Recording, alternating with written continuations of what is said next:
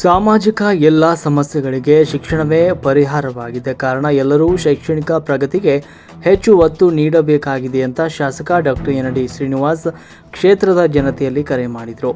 ದೇವಸ್ಥಾನಗಳಿಗೆ ಒಲವು ತೋರುವ ಬದಲು ಸರ್ಕಾರಿ ಶಾಲೆಗಳ ಕ್ಷೇಮಕ್ಕಾಗಿ ಒಲವು ತೋರಬೇಕಾಗಿದೆ ಅಂತ ಸಲಹೆ ನೀಡಿದರು. ಕ್ಷೇತ್ರದ ಬಹುತೇಕ ಕಡೆಗಳಲ್ಲಿ ದೇವಸ್ಥಾನದ ಜೀರ್ಣೋದ್ಧಾರಕ್ಕಾಗಿ ಹಗಲಿರುಳು ಶ್ರಮಿಸಲಾಗ್ತಾ ಇದೆ. ಅದರ ಬದಲಾಗಿ ಸರ್ಕಾರಿ ಶಾಲೆಗಳ ಕ್ಷೇಮಾಭಿವೃದ್ಧಿಗೆ ಹಾಗೂ ಗುಣಮಟ್ಟದ ಶಿಕ್ಷಣವನ್ನು ಒದಗಿಸಿ ಶೈಕ್ಷಣಿಕವಾಗಿ ಸುಧಾರಿಸುವ ನಿಟ್ಟಿನಲ್ಲಿ ಎಲ್ಲರೂ ಕೂಡ ಶ್ರಮಿಸಬೇಕಾಗಿದೆ ಅಂತ ಹೇಳಿದರು. ಪಟ್ಟಣದ ಪ್ರವಾಸಿ ಮಂದಿರದಲ್ಲಿ 2026-27ನೇ ಸಾಲಿಗೆ ನೂತನವಾಗಿ ಆರಂಭವಾಗ್ತಾ ಇರುವ 30 ECCE ಮತ್ತು 7 KPS ಶಾಲೆಗಳು ಹಾಗೂ 3 ಶಾಲೆಗಳನ್ನು ಪ್ರೌಢಶಾಲೆಗಳಾಗಿ ಉನ್ನತೀಕರಿಸುವ ಕುರಿತು ಮಾಹಿತಿ ನೀಡಲು ಹಾಗೂ ಸಾಧಕ ಬಾಧಕಗಳನ್ನು ಚರ್ಚೆ ಮಾಡುವುದಕ್ಕಾಗಿ ಶಾಲೆಗಳ SDMC ಅಧ್ಯಕ್ಷರು ಹಾಗೂ ಶಾಲೆಯ ಮುಖ್ಯ ಶಿಕ್ಷಕರಿಗಾಗಿ ಆಯೋಜಿಸಲಾಗಿದ್ದ ಸಭೆಯಲ್ಲಿ ಅವರು ಈ ಸಂದರ್ಭದಲ್ಲಿ ಮಾತನಾಡಿದರು. ಏನಂದರೆ, ಹಳ್ಳಿಗಳಲ್ಲಿ ಪ್ರೌಢಶಾಲೆಗಳಲ್ಲಿ ಇಲ್ಲದ ಕಾರಣ ಅಕ್ಷರ ಜ್ಞಾನದ ಕೊರತೆ ಉಂಟಾಗ್ತಾ ಇದೆ. ಇದರಿಂದ ಹೆಣ್ಣು ಮಕ್ಕಳು ಶಿಕ್ಷಣದಿಂದ ವಂಚಿತರಾಗ್ತಾ ಇದ್ದು, ಬಾಲ್ಯ ವಿವಾಹ ಹಾಗೂ ಚಿಕ್ಕ ವಯಸ್ಸಿಗೆ ಗರ್ಭಿಣಿಯರಾಗಿ ವಯೋಮಾನಕ್ಕೂ ಮುನ್ನವೇ ಗರ್ಭ ಧರಿಸಿ ಅನಾರೋಗ್ಯಕ್ಕೆ ಈಡಾಗಿ ಹೆರಿಗೆ ವೇಳೆ ಸಾಕಷ್ಟು ಜನರು ಪೋಕ್ಸೋ ಕೇಸ್ ಪ್ರಕರಣಕ್ಕೆ ತುತ್ತಾಗ್ತಾ ಇದ್ದಾರೆ.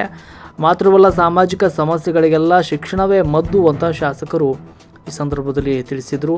ಈ ಒಂದು ಸಂದರ್ಭದಲ್ಲಿ ಶಾಸಕರು ಸುದೀರ್ಘವಾಗಿ ಮಾತನಾಡಿದರು.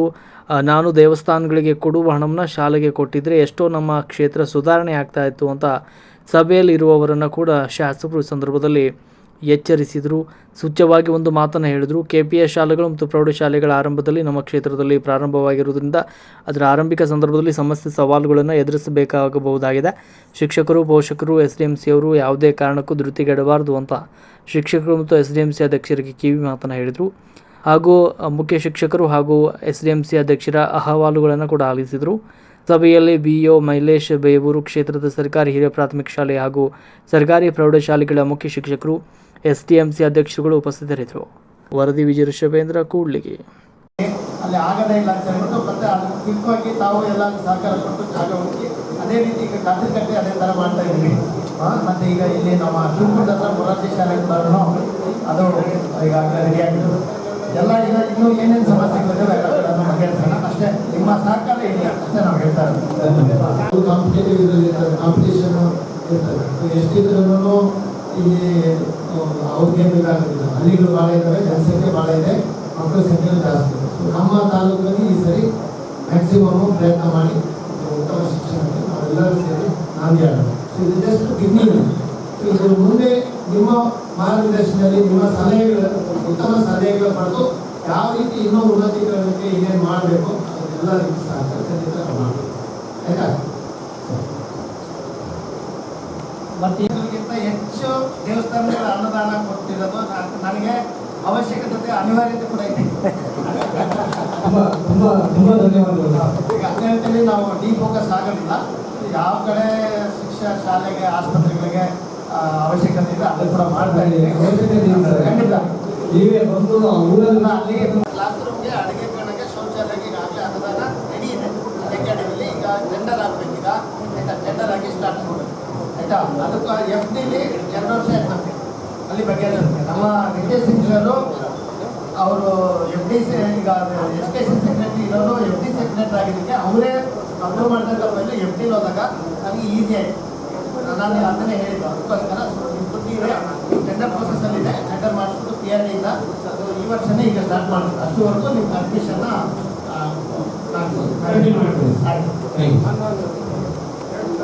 ಕಷ್ಟಪಟ್ಟು ತಂದಿದ್ದಾರೆ ಹೈಸ್ಕೂಲ್ ಅಂತ ನಿಮ್ಗೆ ಗೊತ್ತಿಲ್ಲ.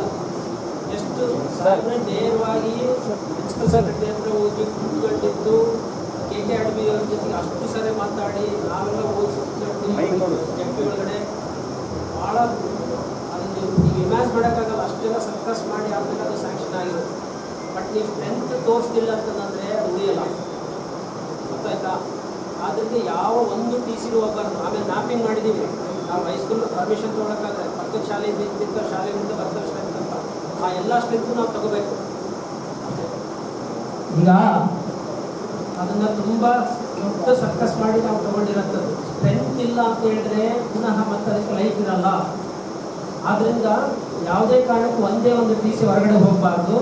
ಜೊತೆಗೆ ನಾವೇನು ಮ್ಯಾಪ್ ಮಾಡಿದ್ದೀವಿ ನಮ್ಮ ನೈಬರಿಂಗ್ ಸ್ಕೂಲ್ಗಳು ಅಂತ ಹೇಳಿ, ಆ ಎಲ್ಲ ಶಾಲೆಗಳಿಂದಲೂ ಕೂಡ ಮಕ್ಕಳು ಅಲ್ಲಿ 9ನೇ ತರಗತಿ ದಾಖಲಾಗುತ್ತೆ. ಅರ್ಥ ಆಯ್ತಾ? ಟೀಚರ್ಸ್ನ ಕೊಡ್ತೀರಿ ಅಲ್ಲಿ ಚಿಕ್ಕವಳ್ಳಿ ಇದೆ, ಎಲ್ಲ ತುಂಬ ಅಭಿವೃದ್ಧಿ ಕಾಮಗಾರಿಗಳು ನಿರಂತರವಾದ ಒತ್ತಡದಿಂದ ಈಗ 1 ತಿಂಗಳು 2 ತಿಂಗಳಿಂದ ಇದರ ಮದುವೆ, ಜಾತ್ರೆ ಎಲ್ಲ ನಮ್ಮ ಆಫೀಸ್ ವರ್ಕ್, ಅಡ್ಮಿನಿಸ್ಟ್ರೇಟಿವ್ ವರ್ಕ್ಸ್ಗೆ, ಆಡಳಿತಕ್ಕೆ ಸಮಯ ಇದಾಗ್ಬೋದು. ಇವತ್ತು ಈ ಕಷ್ಟಪಟ್ಟು ನೀವು ಟೈಮ್ ಮಾಡ್ಕೊಂಡು ಅರ್ಧ ಗಂಟೆ ಬರದೇ ಆಯಿತು ಆಯಿತಾ. ಎಲ್ಲ ಕಡೆನೂ ಕುಡಿಗಳು ಭಾಳ ಡಿಮ್ಯಾಂಡ್ ಆಗ್ತದೆ. ದೇವ್ರನ್ನ ಭಾಳ ನಿಷ್ಕಲಕ್ಷ ಮಾಡಬೇಕಂತ ಆಶೀರ್ವಾದದಿಂದ ಎಲ್ಲರಿಗೂ ಒಳ್ಳೆ ಬುದ್ಧಿ ಕೊಟ್ಟು ಒಳ್ಳೆ ಕೆಲಸಗಳು ಆಗಂತದಾದರೆ ಸಾಕಾಗಿದೆ.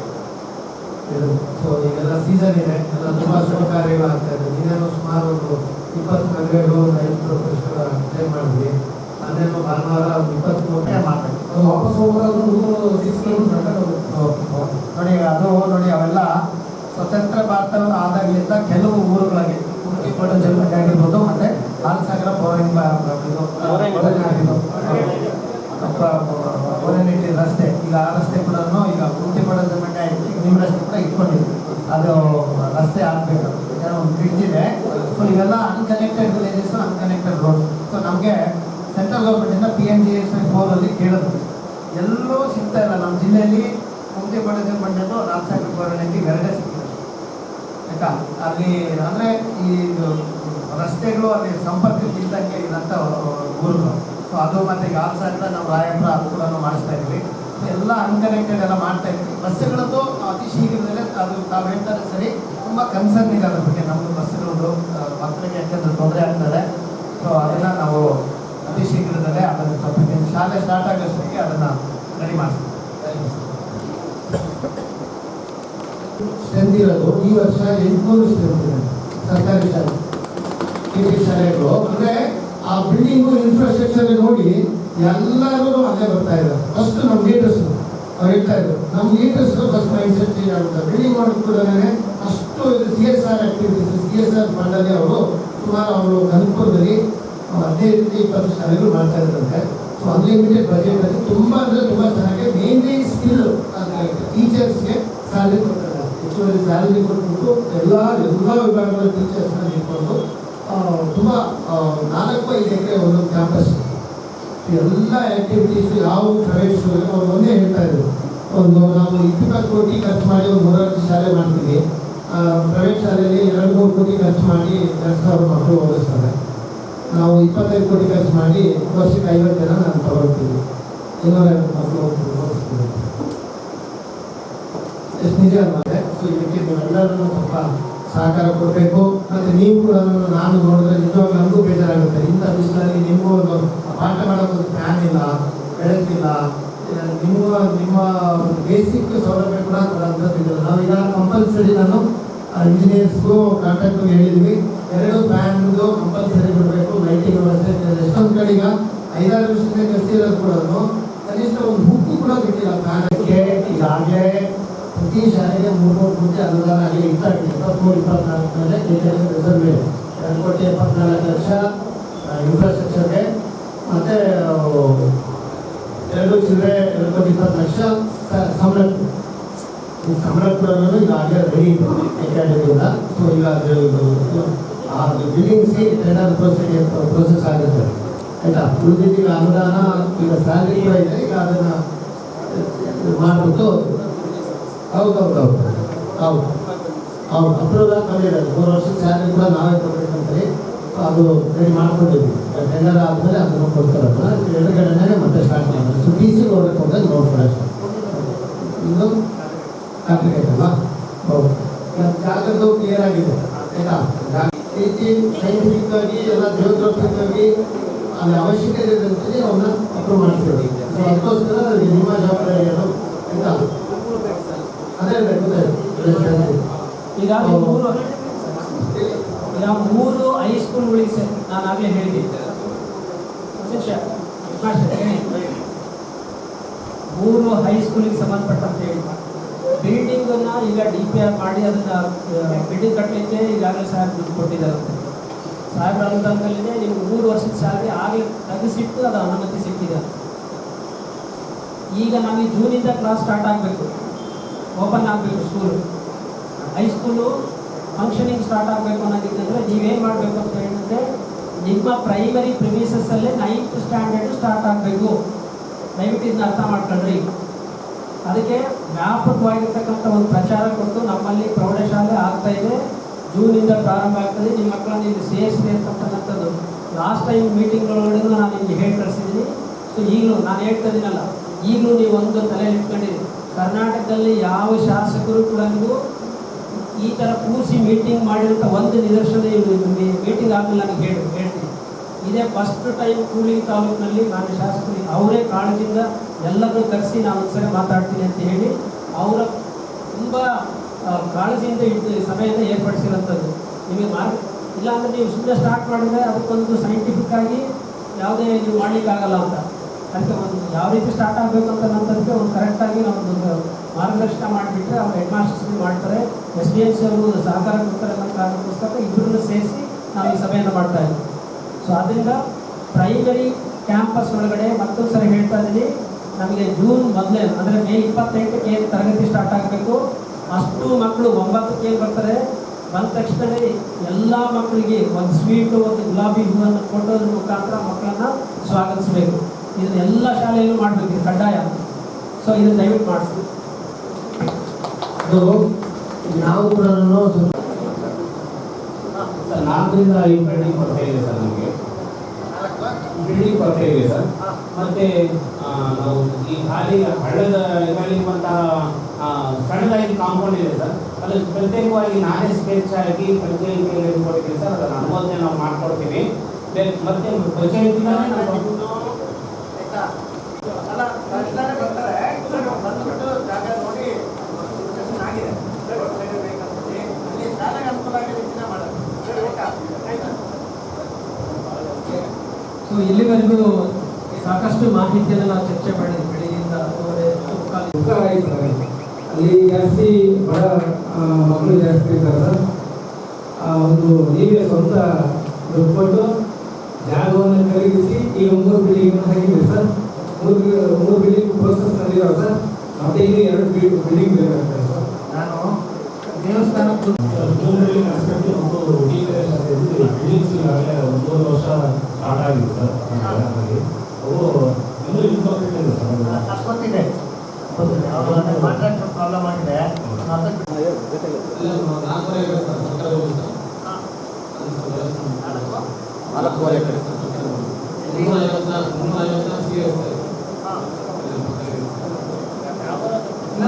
ಬಂದು ನೋಡ್ತೀನಿ, ನಾನು ಅಡ್ಮಿನಿಸ್ಟ್ರೇಟರ್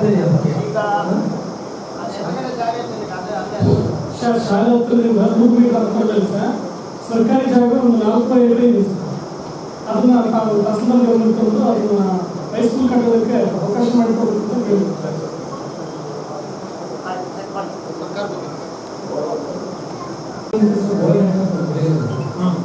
ಅಲ್ಲಿಂದ ನಮಗೆ 15 ದೂರ ಬರ್ತದೆ. ಬಟ್ ಗೌರ್ಮೆಂಟ್ ಬಸ್ ಫೆಸಿಲಿಟಿ ಇಲ್ಲ ಸರ್. ಮಾರ್ನಿಂಗ್ ಬೇರೆ ಪ್ರೈವೇಟ್ ಸ್ಕೂಲಿಂದ ಬಸ್ ಹೋಗುತ್ತೆ ಸರ್. ಅಲ್ಲಿ ಚಾರ್ಜ್ ಕೊಟ್ಟು ಬರ್ತಾ ಇದ್ವಿ. ಇವಾಗ ಬಿಟ್ಟಿದ್ದಕ್ಕೆ ನಾವು ಗಾಡಿ ಇಲ್ಲ, ಇದು ತುಂಬ ಒಳ್ಳೆಯದಾಯಿತು ಬಸ್ ನಡೆಸಿದ್ದು. ಇದು ಒಂದು ದೊಡ್ಡ ಸಮಸ್ಯೆ ಆಗಿದೆ ನಮಗೆ. ಕುತ್ಕೊಂಡು ಸಿಕ್ರೆಟ್ ಮಾತಾಡೋದೇನಿಲ್ಲ. ಯಾಕೆ ಶಾಲೆ ಸರ್ಕಾರಿ ಸ್ವಂತದ್ದು ಎಲ್ಲರಿಗೂ ಗೊತ್ತಾಗಲಿ ಏನು ನಡೀತಾ ಇದೆ ಅಂತ.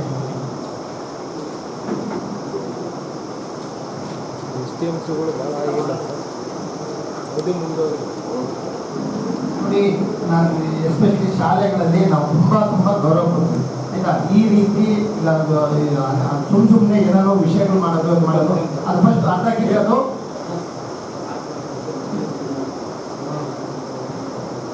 ಕರೆಸಿ ಆಮೇಲೆ ಅದಕ್ಕೆ ಫೋನ್ ಮಾಡಬೇಕು.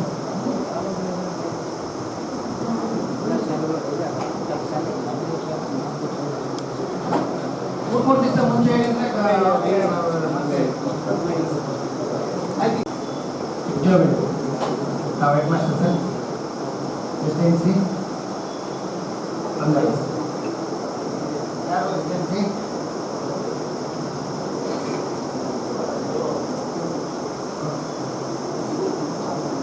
ಹಾಂ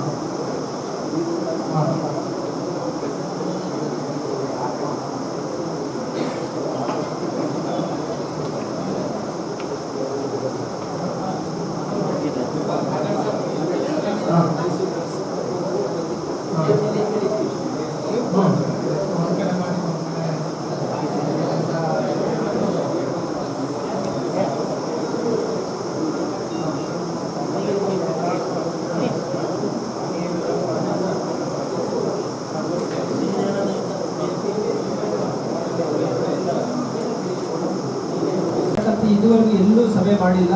ನಾವು ಮೊದಲನೇ ಬಾರಿಗೆ ನಾವು ಹೆಡ್ ಮಾಸ್ಟರ್ಗೆ ಈ ಥರ ಒಂದು ಸಭೆ ಮಾಡೋಣ ಅಂತ ಹೇಳಿ ಚರ್ಚೆ ಮಾಡಿದಾಗ ಇಷ್ಟು ಒತ್ತಡಗಳ ನಡುವೆ ಕೂಡ ಆ ಶಾಲೆ ಇರೋ ಪರಿಸ್ಥಿತಿ ನೋಡಿ ನಮ್ಮ ಸ್ವಂತ ಹಣದಿಂದನೇ ಮುಂದೆ ಬರ್ರಿ ಸರ್.